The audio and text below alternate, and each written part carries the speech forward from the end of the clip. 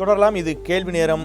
நைரோபியில் நடைபெற்றுக் கொண்டிருக்கக்கூடிய உலக வர்த்தக மைய மாநாட்டில் கல்வி தொடர்பான ஒப்பந்தம் ஒன்று கையெழுத்தாக திட்டமிடப்பட்டிருக்கிறது. இந்த ஒப்பந்தம் கையெழுத்திடப்பட்டால் கல்வி என்பது எட்டாக்கனியாகிவிடும் என்ற அச்சத்தை கல்வியாளர்கள் பதிவு செய்து கொண்டிருக்கிறார்கள்.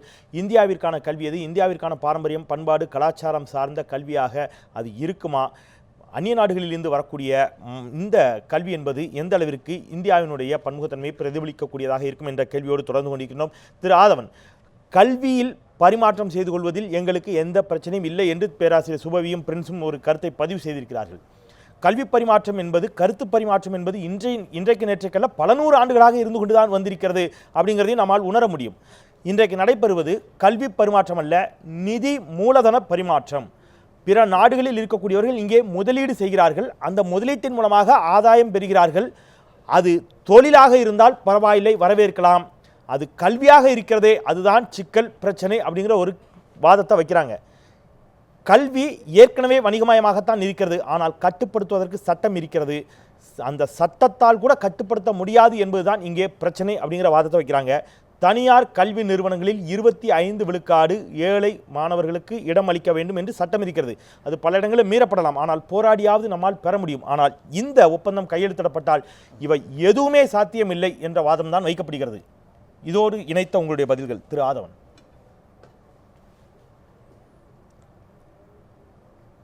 இல்லை, ஒரு விஷயம் என்னன்னு கேட்டோன்னா, இந்த நமது பாரதிய ஜனதா கட்சியுடைய நரேந்திர மோடி தலைமையில் இருக்கின்ற அரசாங்கம் இந்த தேசத்திற்கும், இந்த தேசத்தின் மக்களுக்கும், இந்த தேசத்தில் இருக்கின்ற மாணவர்களுக்கும் எந்த பாதிப்பையும் ஏற்படுத்தக்கூடிய எந்த ஒரு ஒப்பந்தத்தையும் நிச்சயமாக கையெழுத்து இடாது என்ற உத்தரவாதத்தை ஒரு பாரதிய கட்சி நிர்வாகி என்னால் நிச்சயமாக கொடுக்க முடியும்.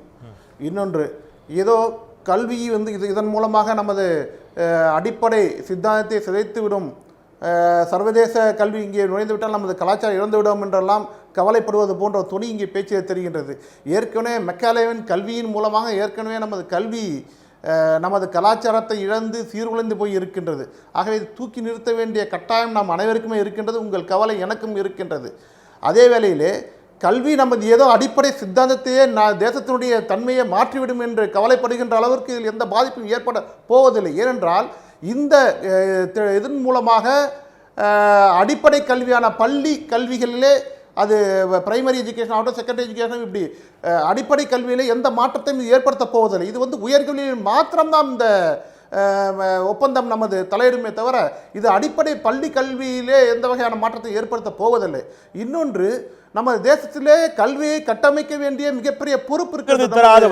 10ஆம் வகுப்பு வரைக்கும் பிரச்சனை இல்லாம நீங்க படிக்கலாங்கிறதே ஒரு பெரிய மகிழ்ச்சிக்குரிய விஷயம். அது ஒரு பெரிய கட்டமைக்க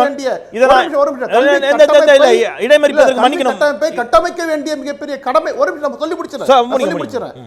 இல்ல சொல்லு, முடிச்சிருங்க. நீங்க முடிச்சிருங்க.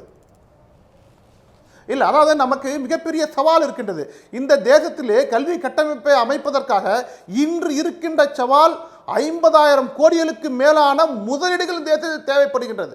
அப்படி அவ்வளவு பெரிய முதலீடுகளை தேசத்தில் கொண்டு வருவதற்கு நமது அரசாங்கத்தின் முதலீடுகள் மாத்திரமல்ல, நமது இந்திய தேசத்தில் இருக்கிற தனியார் முதலீடு மாத்திரமல்ல, முதலீடுகள் அந்நிய நாட்டிலிருந்து வந்தாலும் கூட நமது கல்வியை, நமது மக்களின் தரத்தை கூட்டுவதற்கு ஏன் அதை நாம் கொண்டு வர முயற்சி செய்யக்கூடாது என்பதுதான் எனது கேள்வியாக இருக்கின்றது. திரு ஆதவன், ஒவ்வொரு வாக்காளனும் வாக்களித்தது அப்படிங்கிறது, நீங்கள் வாக்குகளை சேகரிக்கின்ற பொழுது பிரதமர் மோடி தலைமையிலான ஆட்சி மலர்ந்தால் நாங்கள் இவற்றையெல்லாம் செய்வோம், இந்த பிரதமரால், மோடியால் இவற்றையெல்லாம் சாதிக்க முடியும் என்று சொல்லி மோடியின் மீதான நம்பிக்கையின் பால் வைக்கப்பட்டே மக்கள் வாக்களித்தார்கள். மோடி பிரதமராக தேர்ந்தெடுக்கப்பட்டார்.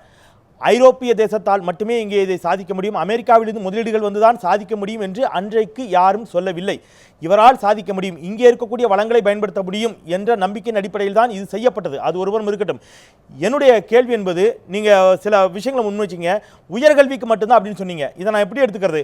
பள்ளிக்கல்வி வரைக்கும் பிரச்சனை இல்லாமல் படிக்கிறாங்களே, அதையே ஒரு பெருமை இல்லையா, அதுவே சந்தோஷம் இல்லையா அப்படின்னு சொல்கிற மாதிரி அது ஒரு பெருமிதத்தோடு விட்டுக் கொடுப்பது போன்ற ஒரு துணையாக நான் எடுத்துக்கொள்ளலாமா?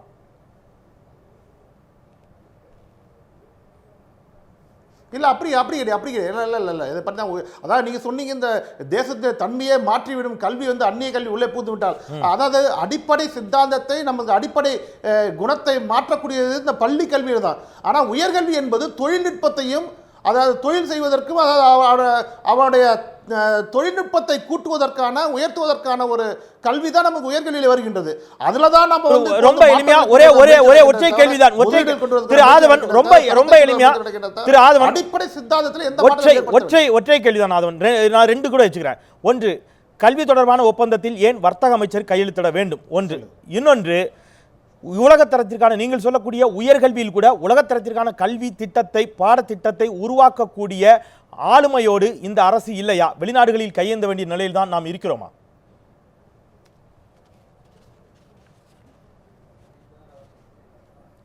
இல்லை, நான் தான் முன்னாடியே சொன்ன மாதிரி கிட்டத்தட்ட 50,000 கோடிகளுக்கு மேலான முதலீடுகள் நமக்கு தேவைப்படுகின்றது. இப்போ அடுத்த கட்டத்தை நம்ம தேசத்தை வளர்த்து எடுக்க வேண்டும் என்றால், வளர்த்து கொண்டு செல்ல வேண்டும் என்றால் நமக்கான முதலீடு மிகப்பெரிய சவாலாக இருந்து கொண்டிருக்கின்றது. பல துறையில் நம்ம அந்நிய முதலீடு, நேரடி முதலீடு நாம் வரவேற்று கொண்டிருக்கின்றோம். அதுபோல் கல்வியிலும் அந்நிய நேரடி முதலீடு வரவேற்பதற்கான ஒரு வழியாகத்தான் இது இருக்குமே தவிர, இதில் வேற எந்த வகையான நோக்கம் இருக்க முடியாது. எந்த வகையிலும், எந்த ஒரு ஒப்பந்தத்திலும் நமது மாணவரின் நலனை பாதிக்கின்ற எந்த ஒரு ஒப்பந்தமும் நமது இந்திய அரசாங்கம் கையெழுத்திட மாட்டாது என்ற உத்தரவாதத்தை நான் இதை பாஜகவிற்கு மட்டுமானதாக சொல்லல, பொதுவாக சொல்லுகிறேன். இந்த அந்நிய நேரடி முதலீடு அப்படிங்கிற மையத்தில் மட்டும் சொல்றேன். அதவன் சரியா புரிந்து மக்கள் ஒரு முடிவுக்கு வந்துடக்கூடாது.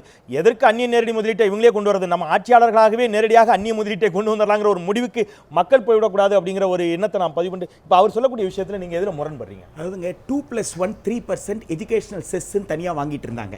அது 2005 வாங்கப்பட்டது.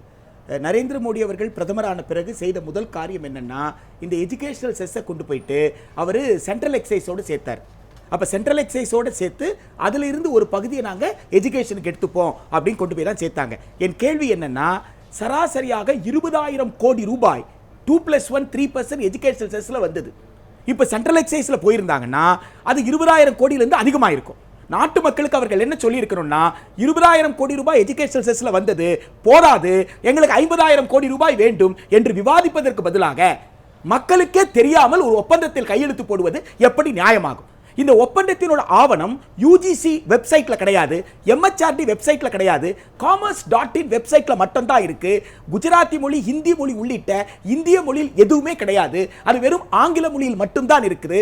எல்லாவற்றுக்கும் மேலாக பாராளுமன்றம் நடக்கின்ற நேரத்தில் மனிதவள மேம்பாட்டுத்துறை அமைச்சர் மற்றவங்க எல்லாம் பாராளுமன்றத்தில் இதை பற்றி விவாதிக்காம நேரடியாக ஒரு வர்த்தக அமைச்சர் போயிட்டு அங்க பேச போறாருன்னா, இது பாராளுமன்றத்துடைய உரிமை மீறல் இல்லையா என்ற கேள்வி எழுகிறது. தமிழ்நாடு அரசு பல்கலைக்கழகங்களை நடத்துது, கல்லூரிகளை நடத்துது. அப்போ மாநில அரசு அதிகாரங்களை இழக்கின்ற போது கூட்டாட்சி தத்துவத்தின் அடிப்படையில் மாநில அரசு கலந்து ஆலோசிக்கப்பட்டதா?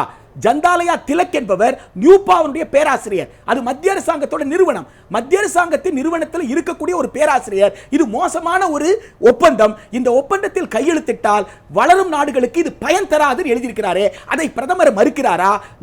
உயர்கல்வி அமைச்சர் மறுக்கிறாரா? யார் மறுக்கிறாங்க?